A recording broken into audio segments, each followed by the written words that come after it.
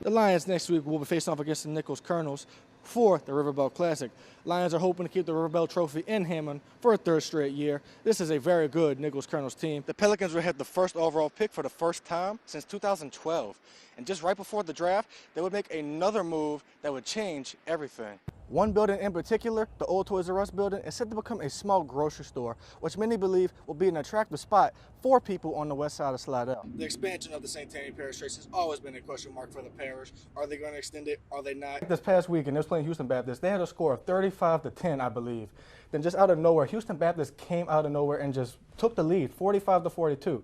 It wound up being a dogfight when it shouldn't have been. Football is back, baby, and there's only one person here who can give you the inside scoop to the Southeastern football, and that is Richie Solaris. Richie, what did you find? You got to think about this. Cowboys are way better than the Seahawks. Their defense is very stout. I think it's going to be an evenly matched game. Yes, folks, I'm back to help you with your fantasy teams. Here's who I think you should start, and first up is Deshaun Watson. Week 1 of the fantasy football season is already come and gone. And if you're like me and you didn't do so well in the first week of the season, may I recommend picking up these 3 free agents. And losing that game is always a tough one, especially when it's homecoming. Coming off of a bye, how does the team plan to rebound this coming weekend?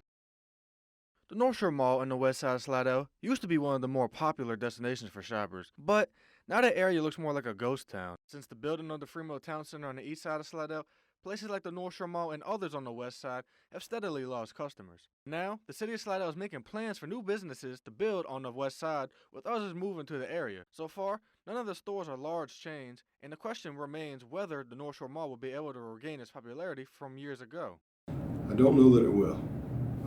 The reality of it is that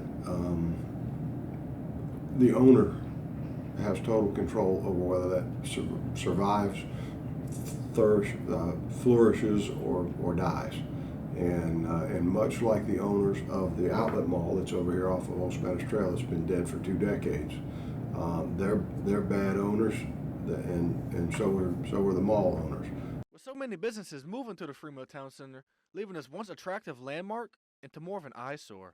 As long as these owners of both malls, the old outlet mall and the North Shore Mall, as long as they still own them, they will never come back. Now, if they were to sell them to someone like Sterling, who's doing the Fremont development, or somebody like that, I believe you could see them come back and flourish and come back to life, because Sterling is a more aggressive marketer of their properties than the other two companies that own the other 2 malls.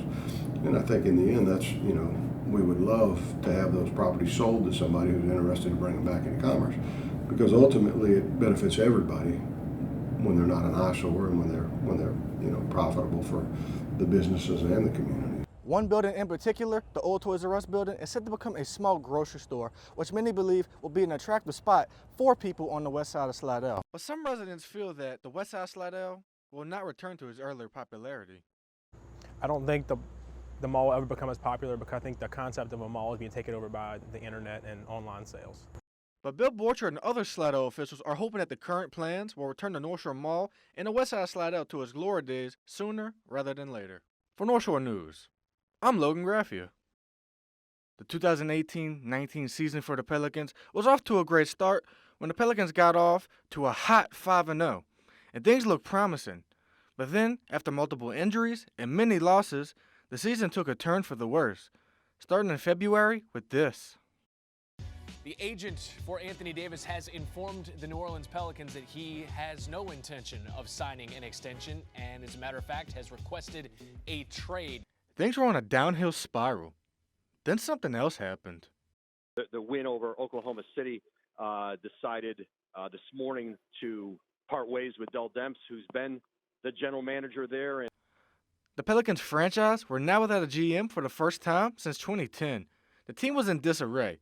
But then, things started taking a turn for the better. Breaking news, the Pelicans now have a new leader. A few minutes ago, David Griffin, a longtime NBA executive, agreed to become the Pelicans' president of basketball operations.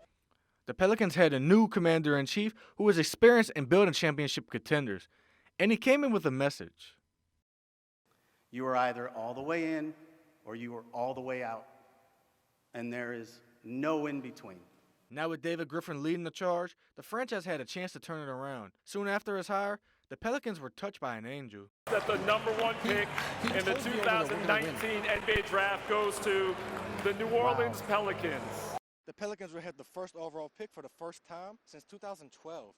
And just right before the draft, they would make another move that would change everything. The Pelicans have agreed to finally trade Anthony Davis to the Lakers. Now, here's the compensation package. Everybody's wondering, what would they give up? Lonzo Ball, Brandon Ingram. Remember, Ingram has the blood clots in his arm, so that's an issue. Josh Hart, and 3 first-round picks, including the #4 overall pick in the 2019 draft. The Pelicans would now have traded yet another franchise player. This will be the 3rd time the team has traded a franchise player to Southern California. Baron Davis in 2005, Chris Paul in 2011, and now Anthony Davis in 2019.